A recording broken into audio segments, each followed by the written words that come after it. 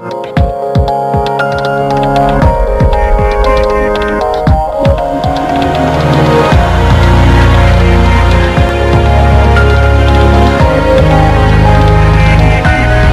back with our final segment on Clout 941 with Jamie Miller. And Jamie, we got a couple more races to talk about, and then I want to talk about a couple other issues.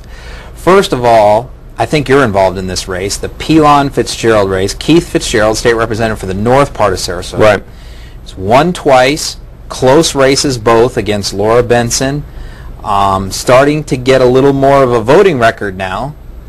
What do you think about that race? Well, I think that he's very vulnerable. I mean, he's been just a very liberal voice in what is not a liberal community. I mean, if you look at that district, it is not a liberal district. It is a moderate district.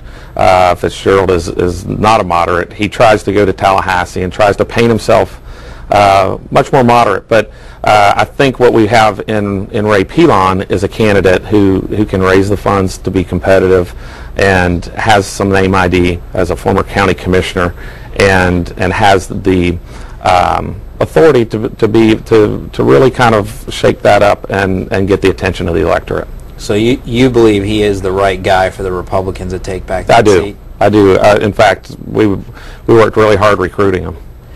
Has he gotten any endorsements recently, or well, Congressman Buchanan has endorsed him. Well, there's Buchanan has. Yes. So and there will be more coming. There are more, but we're just kind of we want to make sure first and foremost that other Republicans know that Ray has the support of I don't want to say of the party, because the party hasn't endorsed yet, even though we're working on putting together that procedure, but that he has the support of a lot of leadership within the party.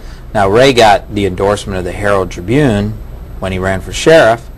Do you expect him to get the endorsement of the Herald Tribune in the Fitzgerald race? I will tell you, I love newspapers. I love newspaper endorsements. They don't determine a race. Yeah, he's not going to get that one. What determines a race is how much someone's able to raise, not just the money they raise, but the message that they're able to then convey to the electorate with that money. So you don't think that the Herald Tribune or a major newspaper, Pelican Press, whatever, plays that much of a role in elections? I think they do in very close races, but and if there's I think more often than not they play a role in elections where they zig when the readers think they will zag.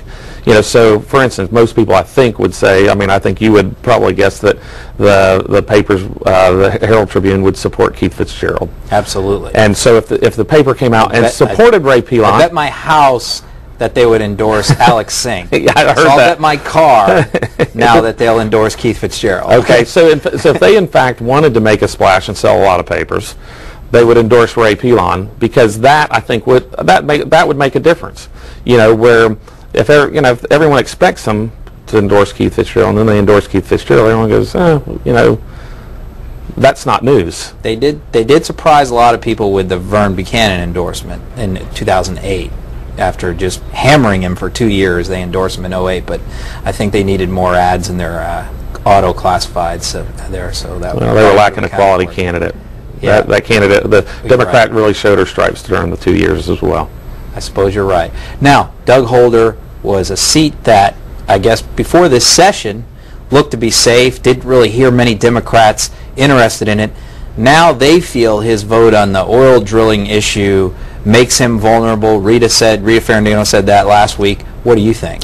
You know, up in Tallahassee, where there's something like 1,200 bills filed and I think 80 passed, they're trying to make a lot of hay out of one of the 95% of bills that did not pass.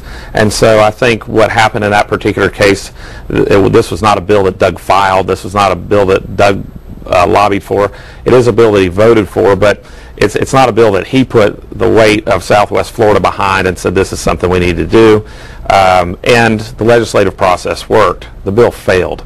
And so, you know, I think the more you know, Rita and Democrats run around saying, oh, this was a bad bill and it failed, I think that makes Republicans in the legislature look even better, because why would you support a Keith Fitzgerald, a Democrat, when Republicans are doing their job?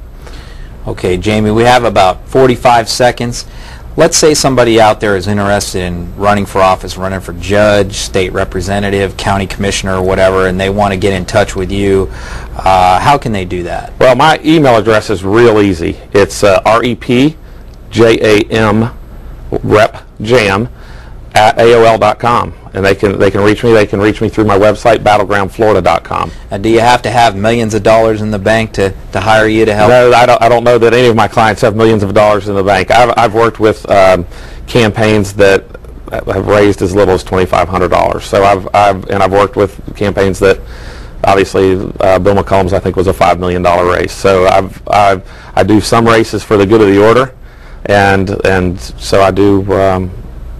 I like to work for people who I want to win. Jamie, thanks a lot for coming on the show. My pleasure. I hope to be back. Okay. We'll see you all next week on Clout 941.